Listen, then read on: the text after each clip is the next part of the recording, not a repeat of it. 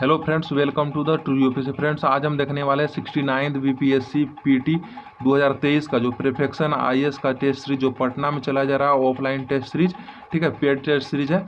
यह दूसरा test series का हम पार्ट 2 कवर करने वाले हैं आज, ठीक है। तो इसमें टोटल 150 क्वेश्चन थे, लेकिन उसमें 3 पार्ट्स बनाया जा चुका है। इसमें प्रत्येक पार्ट में 50-50 क्वेश्चन थे, ठीक है। तो चलिए शुरू करते हैं। चैनल पर नए होंगे चैनल को सब्सक्राइब कर दीजिएगा और बेल आइकन को भी प्रेस कर दीजिएगा। टेलीग्राम का लिंक नीचे डिस्क्रिप्शन में दिया गया है, वहाँ पर आप जाकर ज्वाइन करके पीडीएफ प्राप्त कर सकते हैं, ठीक है। चलिए शुरू करते हैं। पहला क्वेश्चन है कि सम्राट अशोक ने अपने धर्म दूतों द्वारा बौद्ध धर्म को अनेक देशों में फैलाया, जिसमें शामिल है, उनमें कौन कौन से देश शामिल हैं? तो ये सभी देश शामिल हैं, श्रीलंका, वारमा, तिब्बत, चीन, जापान, ये सभी देश इसमें शामिल है। इसका सही आंसर ऑप्शन नंबर डी हो जाएगा। अगला क्वेश्चन है कि प्राचीनतम किस बौद्ध ग्रंथ में गाय को भोजन, रूप, सुख देने वाली कहा गया है? किस ग्रंथ में कहा गया? यह क्या गया? सूतनीपात में। किसने? तो सूतनीपात ग्रंथ में कहा गया। इसका सही आंसर ऑप्शन नंबर ये हो जाएगा। अगला क्वेश्चन है कि 16 महाजनपदों में सबसे पूर्व में स्थित महाजनपद कौन था? सबसे पूर्व में स्थित महाजनपद कौन था? तो वह था अंग। कौन था? तो अंग। इसका सही आंसर ये हो जाएगा। अगला क्वेश्चन है कि निम्नलिखित में से असत्य जोड़ों का चयन करें। निम्नलिखित में से कौन सा असत्य जोड़े का चयन करें? कौशल की राजधानी कहाँ थी? श्रीवास्ती, ठीक था, ये भी सही है। अंग का चंपा, ये सही है। लक्ष्मी का वैशाली, ये भी सही है। काशी का कुशीनारा, कुशीनारा नहीं था, ये वाराणसी था। कहाँ था? तो वाराणसी था। इसका सही आंसर ऑप्शन नंबर डी हो जाएगा। यानी असत्य पूछ रहा था। अगला क्वेश्चन है कि निम्नलिखित विकल्पों में सही विकल्प चुने। निम्नलिखित विकल्पों में सही विकल्प चुने, ठीक है। इसका सही आंसर हो जाएगा हर्यक वंश, शिशुनाग वंश, नंद वंश और इसके बाद आया था तो मौर्य वंश। इसका सही आंसर ऑप्शन नंबर सी हो जाएगा। अगला क्वेश्चन है कि मौर्य साम्राज्य की राजधानी पाटलिपुत्रा का प्रशासन कितनी समितियां करती थी? कितनी समितियां करती थी? तो यह करता था 6 समितियां। कितनी? तो 6 समितियां। इसका सही आंसर ऑप्शन नंबर डी हो जाएगा।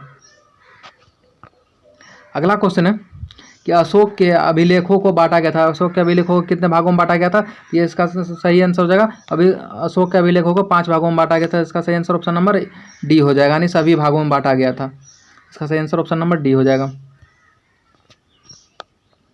अगला क्वेश्चन है अशोक से संबंधित असत्य कथन का चयन करें। कौन सा कथन? असत्य कथन का चयन करें, ठीक है।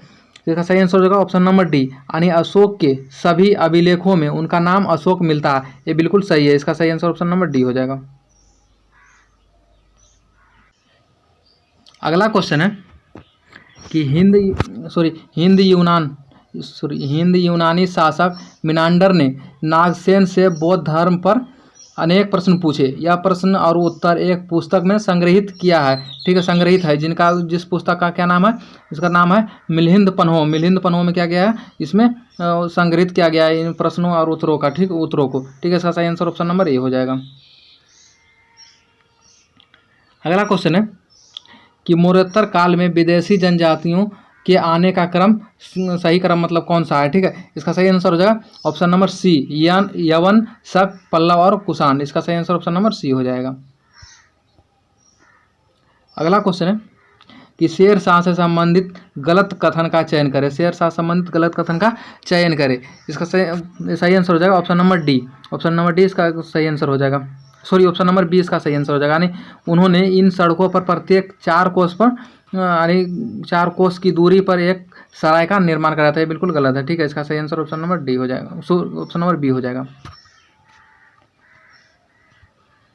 अगला क्वेश्चन है कि पूर्व मध्यकाल यानी 800 से 1200 ईस्वी के समय पूर्वी दुनिया में विख्यात नालंदा विश्वविद्यालय का पुनरुद्धार किसने करवाया था? यानी मरम्मत उसका किसने करा था? तो करवाया था धर्मपाल ने। किसने? तो धर्मपाल ने। इसका सही आंसर ऑप्शन नंबर बी हो जाएगा।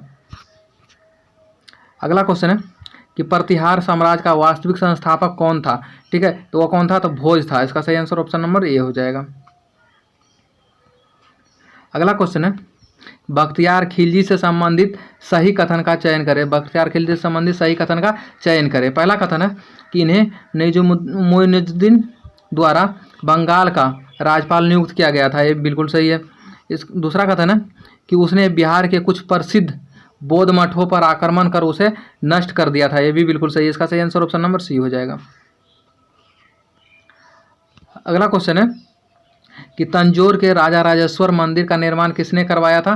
तंजौर के राजा राजेश्वर मंदिर का निर्माण किसने करवाया था? तो यह करवाया था राजराज प्रथम ने, राजराज प्रथम ने। इसका सही आंसर ये हो जाएगा।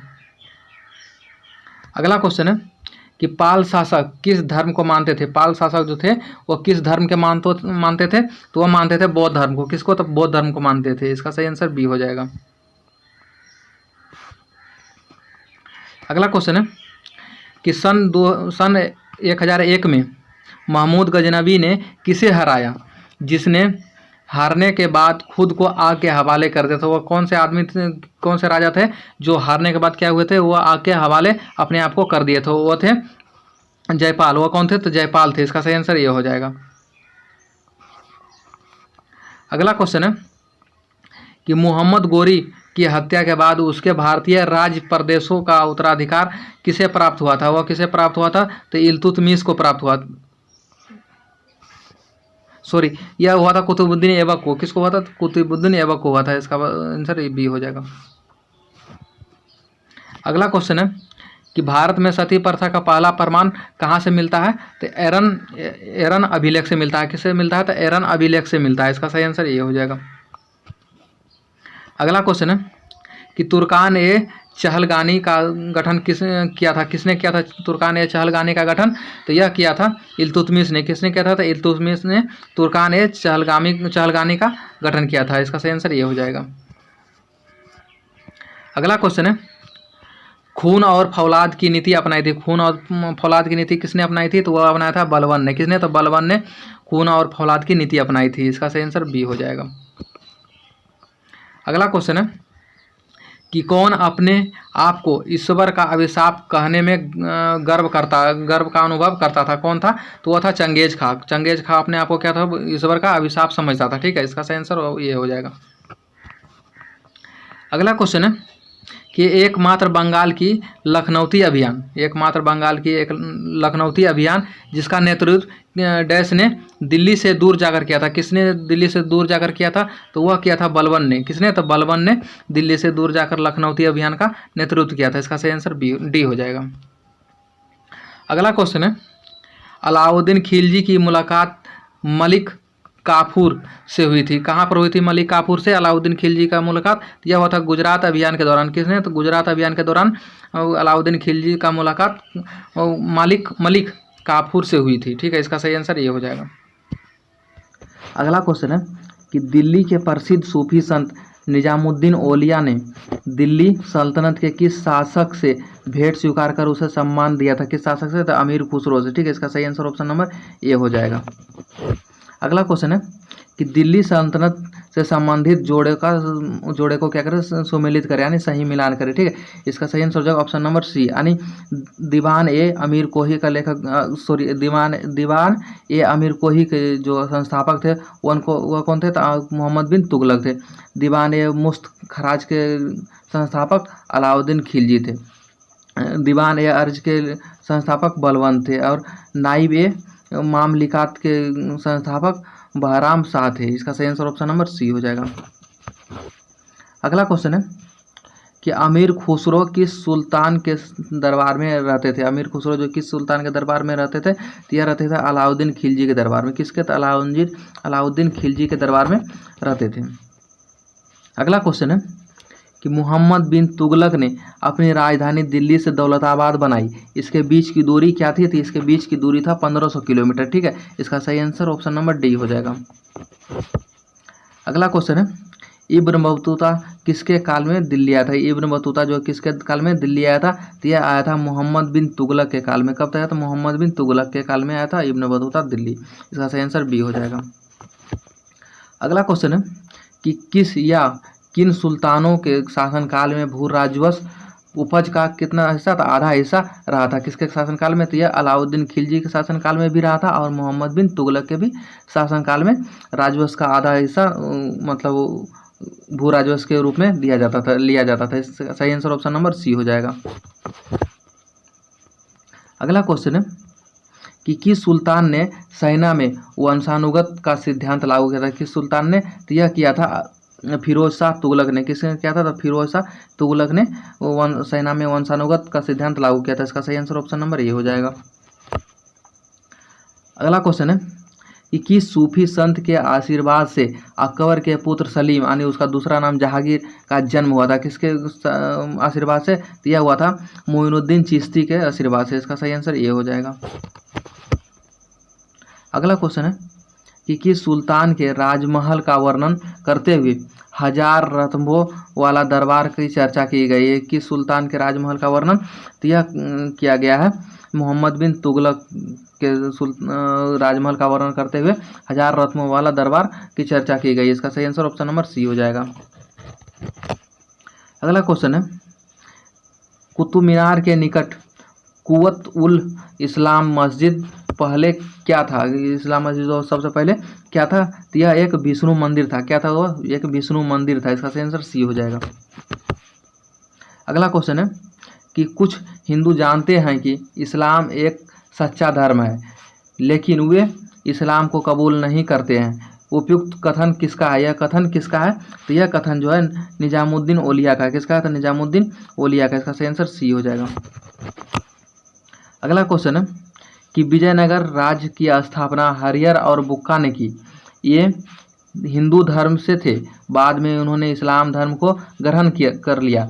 इसके निर्देश पर हरिहर और बुक्का ने पुनः हिंदू धर्म को स्वीकार कर लिया था। किसके मतलब निर्देश पे? तो यह किया था गुरु विद्यारण के मतलब गुरु विद्यारण के निर्देश से जो है फिर हरिहर और बुक्का ने क्या था?